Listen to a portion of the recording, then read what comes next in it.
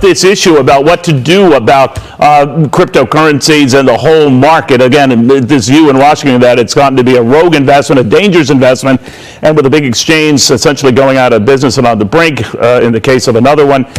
Senators on both sides of the aisle want to do something about it. I had a chance to speak with Kirsten Gillibrand, the Democratic New York senator, also Cynthia Lummis, the Republican Wyoming senator, who were talking up the possibility of getting regulation going that works. Take a look. Do you think crypto technology, crypto investments are worth it? So I believe that this bill is the sweet spot between allowing innovation and an industry to continue to grow and thrive, but also creating consumer protections, creating know your customer requirements. We looked at what went wrong with FTX and other failures and filled those gaps and loopholes. So we're ready to go. And the current regulations are simply inadequate, Neil. All right, we're ready to go, and the current regulations are inadequate. Brock Pierce with you right now. One of my favorite guests on this show, the Bitcoin Foundation chairman, was a third-party presidential candidate. You know all about that. Also a Hollywood star, and not too many years ago. Brock, what do you make of Washington now moving in on this court case, setting up the sort of tableau for this? What do you think? Well, I mean, first of all, there are many parts of Washington. You've got different agencies all vying for power, whether it be the SEC, the CFTC, and these debates have been going on as to who is the right regulatory body to regulate the industry, or should a new regulatory body be formed in light of the fact that this is pretty modern technology, and we're talking about laws in some cases that are nearly 100 years old that predate the internet by a long shot. One thing that's worth noting that just happened moments ago, one of the other major cryptocurrencies, Ripple, or otherwise known as XRP, the SEC had charged them a major case going on, and XRP just won in their case against the SEC. This is an incredible event, a very important precedent of the SEC losing the biggest case that's been running for years, deeming that XRP and the trades and transactions that have occurred are not securities, which I think is really the most important thing as we're looking at what's happening here with Coinbase.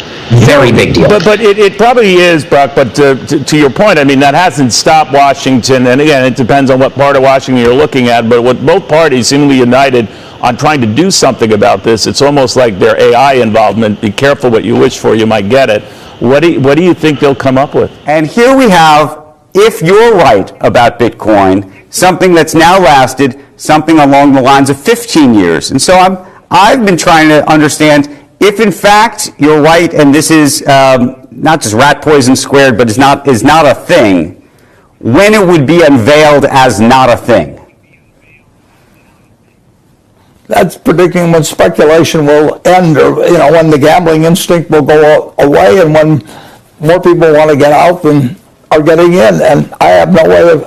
If I thought I was good at that, I'd figure out a way to make a lot of money and different things. All I'm trying to do is buy good businesses. But the one thing I know is I didn't like chain letters when I was a kid. I thought, why in the world should I send along a chain letter to the next day when I could start my own? I mean, I've seen people do stupid things all my life, and I really empathize with that. I mean, people like to play the lottery. They're going to get 60 cents back on the dollar or whatever the number may be, and states essentially the numbers racket was something that you avoided, and then the government decided it was a source of revenue, and it's very hard to tell people that if they're going to put a tax on essentially a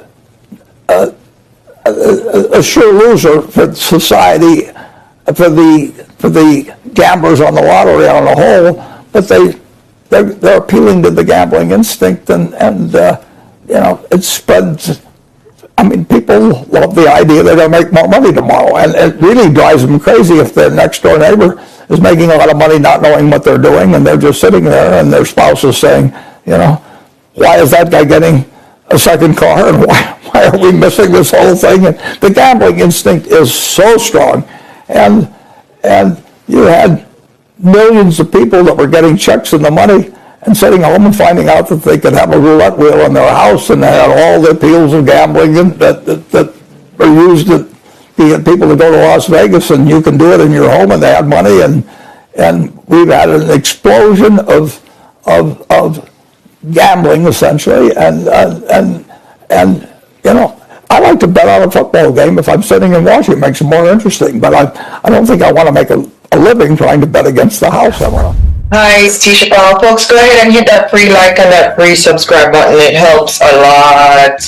Friends, go ahead and hit that free like and that free subscribe button. It helps a lot. It's Tisha Powell. You've seen my face on Fox News, Newsmax, or when we went viral on Twitter. Today, we are going to dissect those two segments we just watched. Okay, so that was a billionaire, Warren Buffett, and he was on CNBC saying why he does not like cryptocurrencies. He said it's like gambling.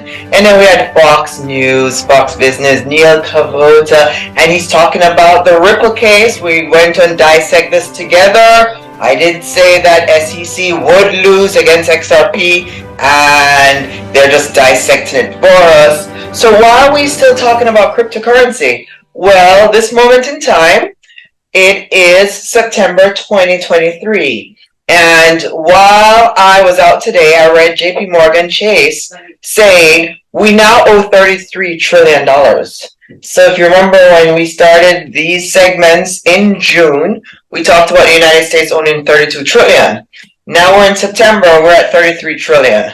So I would suggest by the end of the year, we'll probably be at 34, 35 trillion. So it's time for you to hedge yourself against the dying dollar, because the United States dollar is dying. So that's why we're covering other currencies. So you need to learn Bitcoin, and it just, friends, go ahead and hit this free like and this free subscribe button and check out the tag products by Neiman Marcus. They are gorgeous. You can shop and watch the show at the same time. All right, so I'm a former college professor in the United States, business law. Let's go over the Bitcoin. Let me teach you how you need to know it. In the market, there are highs and lows, okay? Markets go up, markets go down. They don't go in circles, okay? So every market goes up and down. Go ahead and read or watch my show on charting. Chart candlestick. That is how you learn Bitcoin, by charting candlestick. So go back to my segment and look at charting candlestick. So what we see is market going up and market going down. That's what markets do. Up and down. Right now we know that the Bitcoin lows were at 15,000. Bitcoin highs are at 69,000. Today Bitcoin is at 26,000 and change. 26,538. XRP is at 50, and Ethereum, ETHERUM, 1672.02. Everything is red, which means it's going down. Green means it's going up. Why is it going down? Well, it's not going to zero. And why are we only doing Bitcoin, XRP, and Ethereum, you're saying? And I tell you why. Cap rate. What is cap rate? The amount of money that's going in and out of the market. So give it liquidation. Okay, look that word up, liquidation. I like to use the 5 top cap stocks in the United States. I tell people invest, save, and pay down bad debt.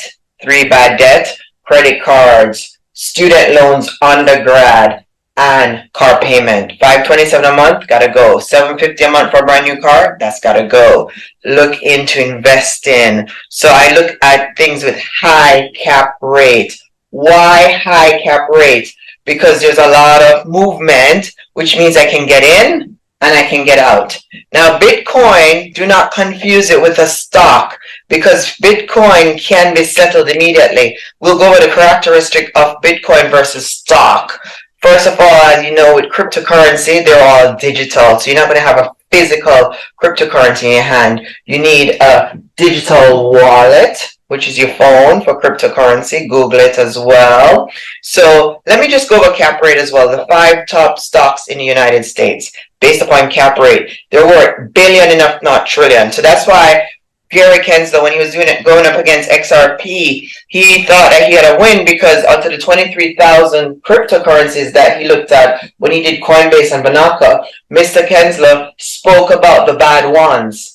And of course, not all of them have high cap rate. So that's why we're doing the Bitcoin, because Bitcoin cap rate is in the billions now. Bitcoin cap rate can go back to trillions. When it was at 69,000, it was worth trillions of dollars.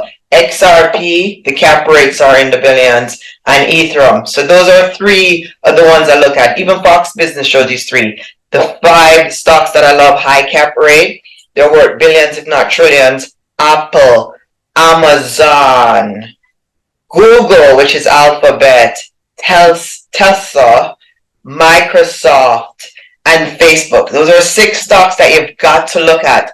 Oh, I thought the stock market is rigged. The stock market isn't rigged, and I'll give you an example of that. If the stock market is rigged, how is Warren Buffett making money? And now we're going to go ahead and analyze in the next 2 minutes what CNBC said and what Fox News said.